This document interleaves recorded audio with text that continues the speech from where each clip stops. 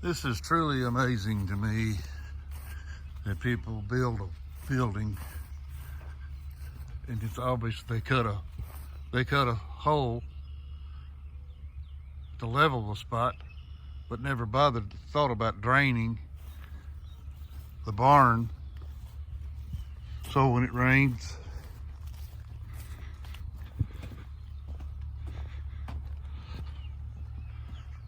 look at this. Absolutely amazing. And then their fix for it was, well, we'll just put pallets down, put the hay on the pallets so the hay don't get wet. Fix outside of the barn and you won't have to do anything. Unbelievable. And in this, you can see that hump that they cut, but they cut it and then put tin up on the outside of the barn to keep the water from going through. Duh. But you can see this spot right here. Whether you can see those flags or not, that's a building site for another hay barn right here beside this barn. There's 2 flags there and there's 2 flags here. And I've got to level the pad. And of course I'll drain the pad. But in doing this, I told him we're only 40 feet from this barn, 50 feet from this barn. I'm gonna take this hump off, the silly hump that they left for this barn. I gotta have some dirt over here anyway. So I'm gonna take it and fix this barn and build his new pad.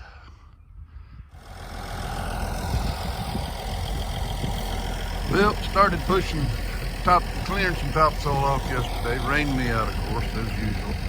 But this whole year has been.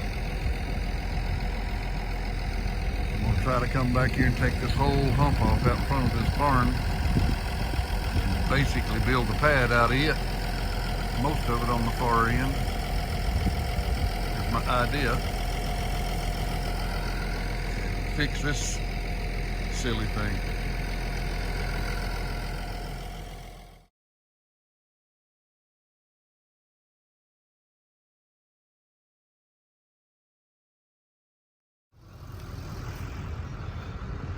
Well, we're working on it. We're getting it somewhat leveled out, taking some of that silly hump away from that barn. I tried for 2 days to get him to move this truck. He promised me going in. Oh, I'll move that tomorrow. I'm gonna get to move this truck. It's kind of in my way. I want to grade beside that barn. I got tired asking him. I called him 2 or 3 different times. Finally, I just stuck a chain in there and said, you know what? Ain't nobody here but me. But I was a little concerned.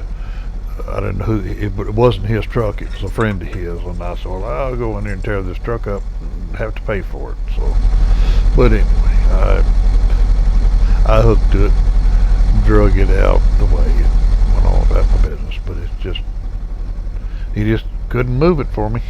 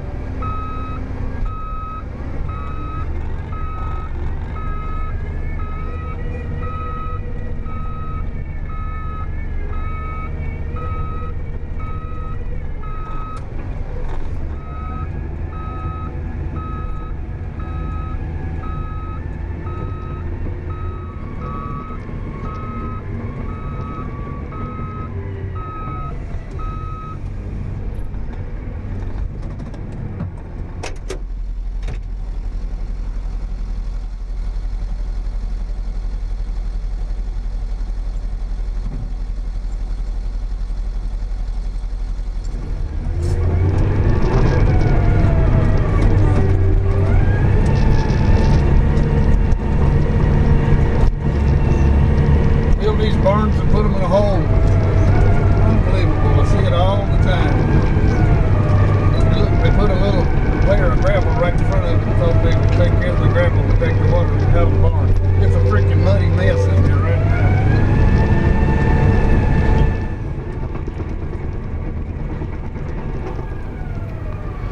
This is one end of the barn, the opposite end of where I filmed before, but you can see a big pile of dirt I pushed across the end. I lowered it a foot, 18 inches on this end of the barn, and where they had built this thing over the years, there was right out in front of me, there was a 2-foot ditch on this whole side of this whole field, and I just decided, you know what, I'm gonna blend it in to where they can mow it.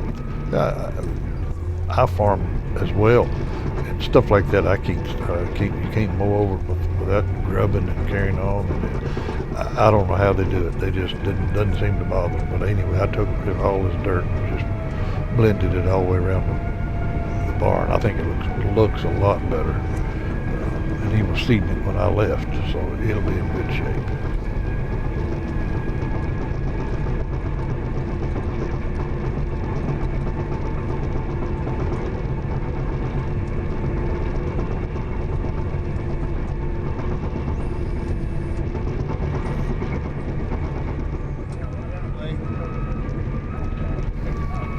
Now here I'm on the far side of the pad from the barn, just finished grading and trying to do some drainage work. I got quite a bit of topsoil to work with on this end. Just doing a little grading and run the water away from the pad. Here I'm just trying to do a little bit of drainage work around the old barn. It was calling for rain that night, and I wanted to cut a little bit of a ditch down in front of the barn to get it over in the field. Just doing a little drainage work around the old barn.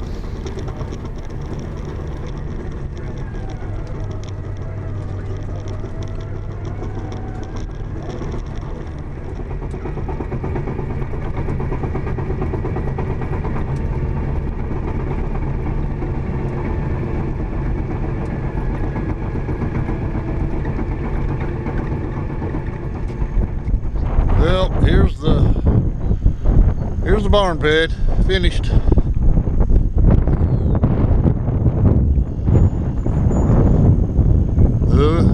Quite a bit of topsoil. Bladed it out.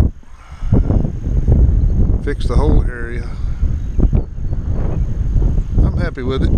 Came out nice. Cleaned this barn up best we could. Got some water going right out through here. Here's a few shots. I've already rolled and compacted the pad and called for the rock trucks. And now we're ready to spread a little bit of rock.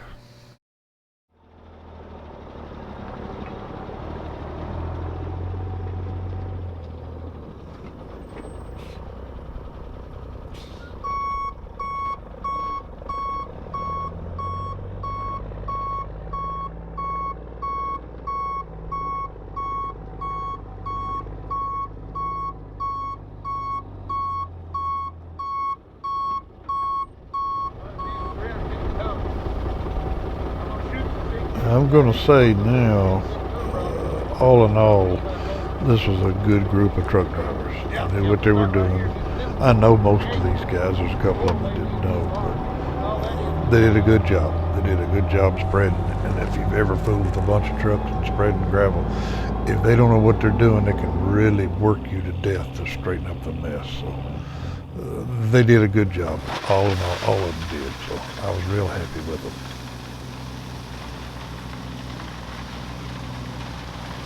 And I am adamant about staying right there with them.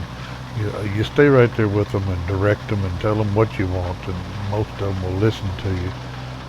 The problem you have occasionally, you take a hard-headed one and he don't want to listen. He thinks he knows more than you do. But this group wasn't that way. Did a good job.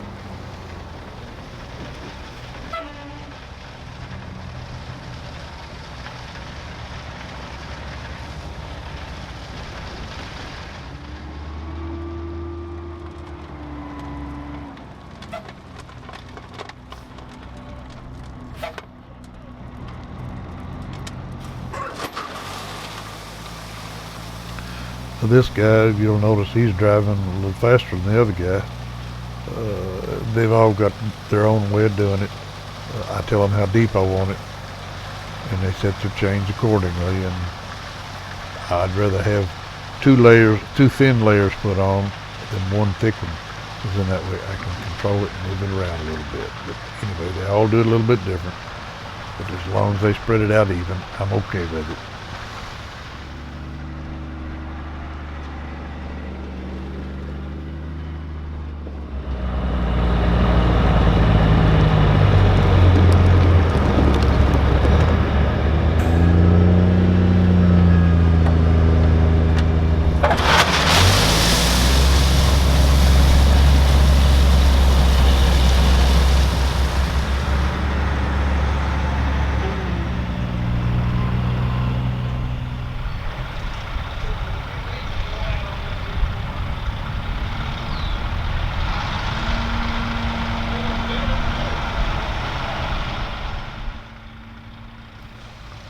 And this is Bruce. He's got his chain set a little tighter, so he just goes a little slower. Like I said, whatever suits them, as long as I get the depth I want and even, I can handle it.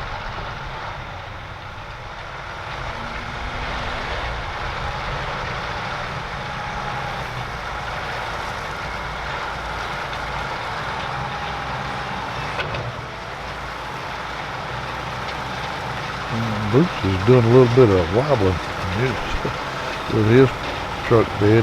That's a new truck. It's not the bed's not loose.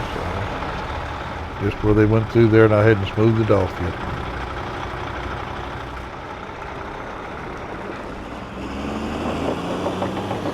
Well, we're in between truck rounds now, so I decided I'll go in there and just level it off just a little bit. Let me know kind of where I need, if I got a thin spot or a thick spot, where I know I need to put a little bit of gravel in the next round.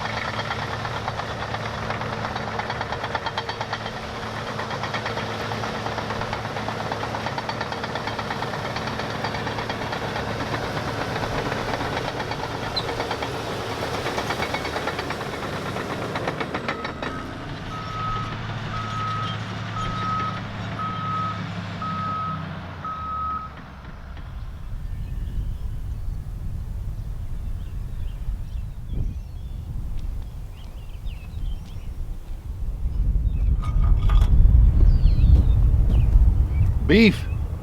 It's what for dinner usually. I'm a cattle farmer. Vienna sausages today. Only the strong survive. Spreading a little rock, waiting on the trucks.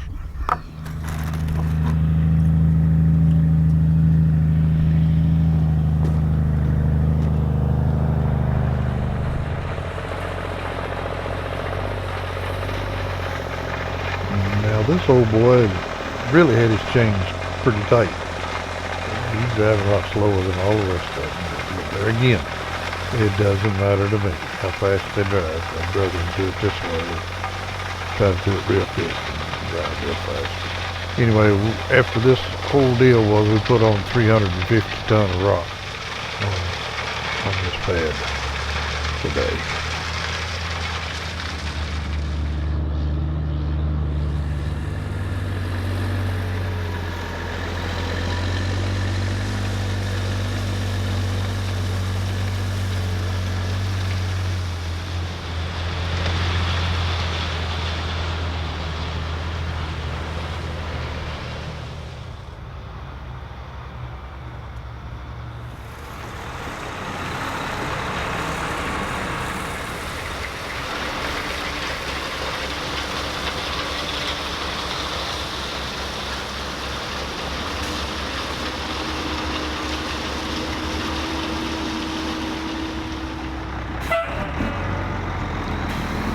this is Jamie, one of the better drivers of the whole bunch. But he's spreading a little wide right here, and you can see the little stake right in front of him. I was motioning for him to get over to the left. Right there he turns, but he was watching me and he didn't raise his bed quick enough. That doesn't happen very often, but no big deal. That's what I'm there for with the dozer. Just spread it out, make it work.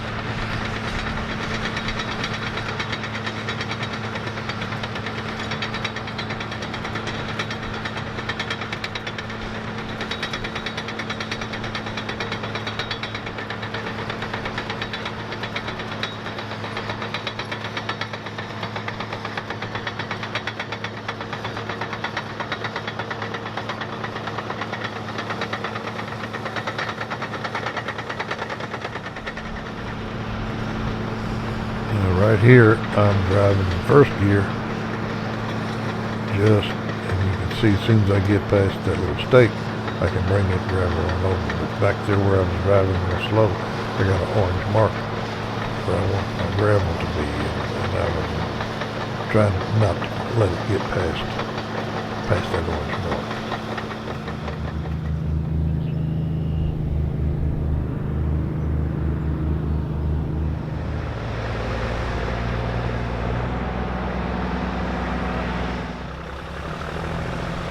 Now here's the boy with his chains a little tight, so he's driving slower, but these are the last two loads. I'm at 300 ton before these two, so that puts me right at 350 ton. That's plenty. On this pad it'll be just fine. I'm not really happy with the rock that I got crushed on base that didn't get mixed very good, but that's another story.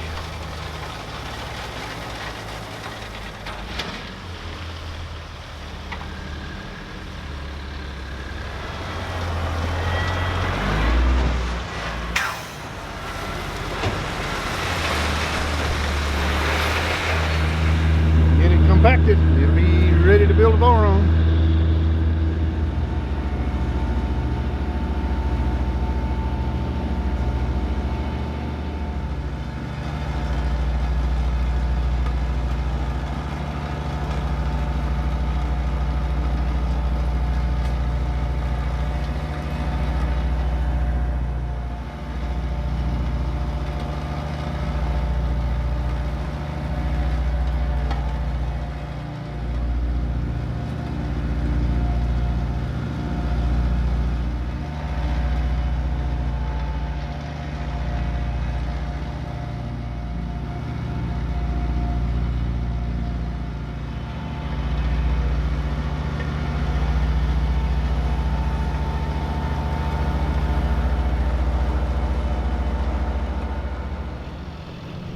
Well, there's the way we build a barn pad before the barn is built.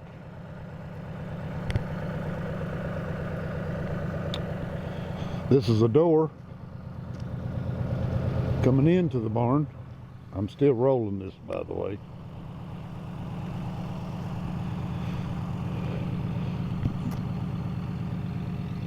This right over here, The outside edge, that's the edge of the barn. Well, you can see that orange mark. That's the outside of the barn. That stick right there, that's just a mark for us not to put gravel past that. This corner stick right there is the corner of the barn.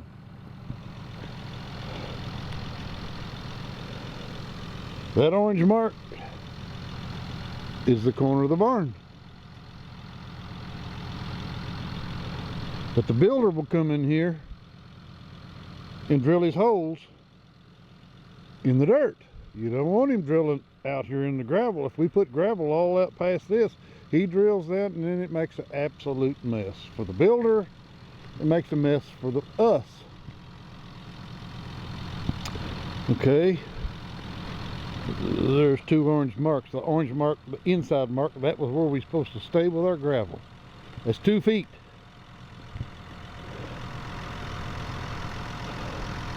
That stake right there, that's the corner of the barn. Well, now this right here, we got a little wider because that's just driveway, because the corner of the barn is right here. When the barn is built, we'll come back inside here. After the barn, they're going to tear this pad all to pieces. It looks pretty good right now, compacted. This is a dry compact. I don't have any water here.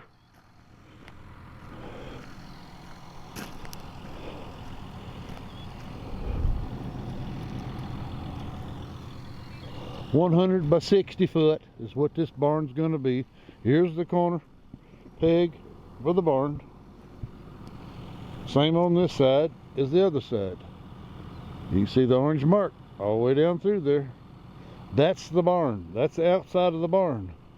After the barn is built, here's topsoil over here on this side.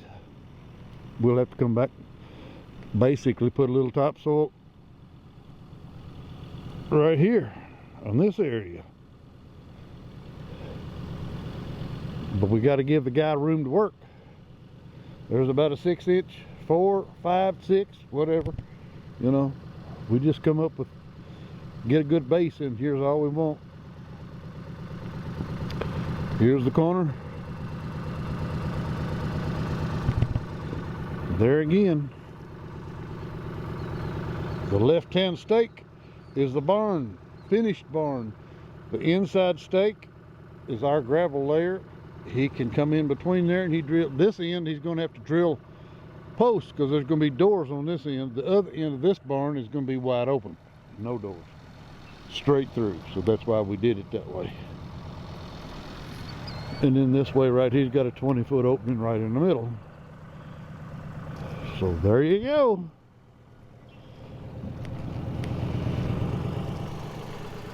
We blended all this topsoil and covered it up. And I'm in the process of rolling this gravel down the best we can with the old Bomag roller.